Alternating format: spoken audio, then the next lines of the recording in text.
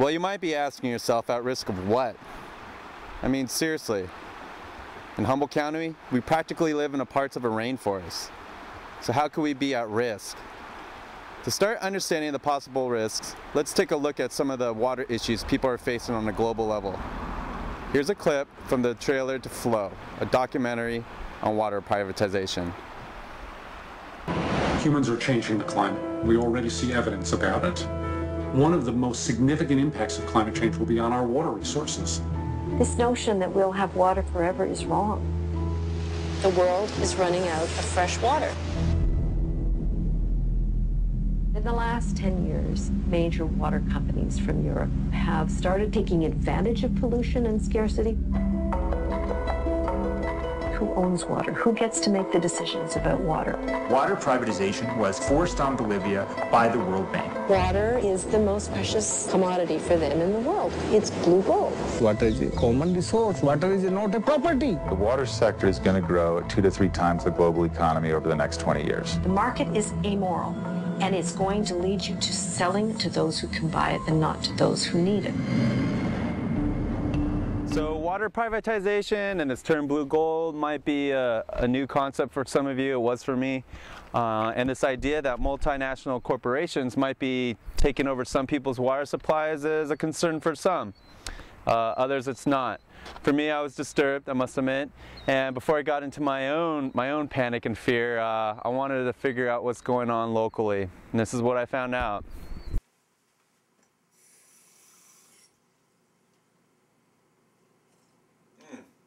That's good. Better than bottled water. Well, let's start off with, I better figure out where all this water is coming from. Pretty sure it's pumped from Mad River, pumped from the pump stations there. We get our water from the Mad River, yeah, and there's a dam up by Ruth Lake.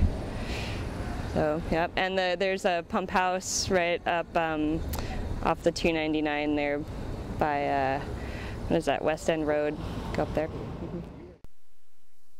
Alright, some people know where their water comes from. Almost all of the residents living in Eureka, Arcata, Blue Lake, Fieldbrook, Humboldt CSD, Manila, or McKinleyville all get their water from the same river, the Mad River. The water being pumped from the Mad River is operated by the Humboldt Bay Municipal Water District. They operate 2 separate systems, a domestic system and an industrial system. Okay, just a quick history on the pulp mills. 2 pulp mills were major consumers and customers of Humboldt Bay Municipal Water District's industrial water. Now they were allowed to use a combination of 60 million gallons of water per day. However, in 1993, the Simpson pulp mill closed down, and more recently, the Evergreen pulp mill has closed down. With the Evergreen pulp mill closing down, there's been a lot of hype in the newspapers about our future. I read an article in the Eco News, the North Coast Journal, even the Times Standards in the last couple months reporting on some of the issues we're going to be facing as a community. And 2 things that I learned is, 1, there's going to be some drastic rate increases for us because the water district is in dire need of some infrastructure improvements. And 2, that 60 million gallons of water per day that's not being used, well, we got to figure something out to do with that water, getting underneath that beneficial use. And if we don't, we're going to lose our water rights. And the Humboldt Bay Municipal Water District General Manager even was quoted in a Times Standard stating, at the end of the day, we will lose our water rights. Well, you might be wondering, how does a water district lose its rights to its own water? Here's a little background information provided by the Humboldt Bay Municipal Water District. Check it out. So first of all, the state in essence owns the water resources of the state, and they own it and manage it as a public trust resources for the benefit of the entire state. The state then has a system whereby an entity can apply to use water, and if the state approves it, they would grant permission for that entity to use water for a specific public purpose. Another key kind of fundamental is if an entity does not fully use the water under the permit, the state may revoke the right to use that water. It's kind of a use it or lose it principle. And oftentimes municipalities or others would apply for a permit, the state would grant it in excess of that which was needed, with the intent that that municipality's water use would slowly increase over time, and that municipality, as they say sometimes, would grow into its water rights. But if at the end of the day that water is not used, it is subject to being revoked or lost from the state. Well, I hope some of this is starting to make sense, and to continue on with this, I went on the streets and asked just a couple people what they had to say about this. The use it or lose it rule makes it so that you feel like you have to use it all up or else you aren't going to get it, and that's not good. So, you know, depending on what's going on in an area at a given time, you know, there's a certain need for water. So it seems to me that it would make more sense to have policies that strongly encourage saving of water through rewards and sanctions, but also in areas need to be served, and they need to keep up with what's going on presently. So I think just make them blanket rules. I think a lot of the laws end up being just a really dull instrument where maybe a little more precision and detail is needed. Sounds like a monopoly on our water, really, right? Yeah. If we don't own our water, then, I mean, yeah. It concerns me.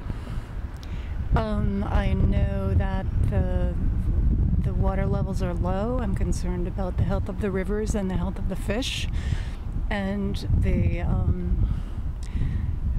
native people's systems being healthy and vital.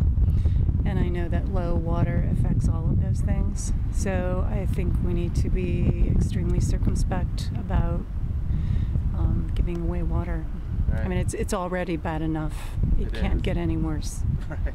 I don't think that would be good. I think that we should keep it local. I'd really prefer that we kept it locally. You can keep finding sustainable ways to use it here locally. Would be the best solution. Many people would like to keep the water of the Mad River locally, and others are still concerned about their water rights in the future. So where do we go from here? I'd like to be able to spend some time to get to know the issue a little bit more. And I'd definitely like to be more informed. I don't know how much of a voice I would be, but definitely would want to learn more and maybe be involved down the road as they make these decisions.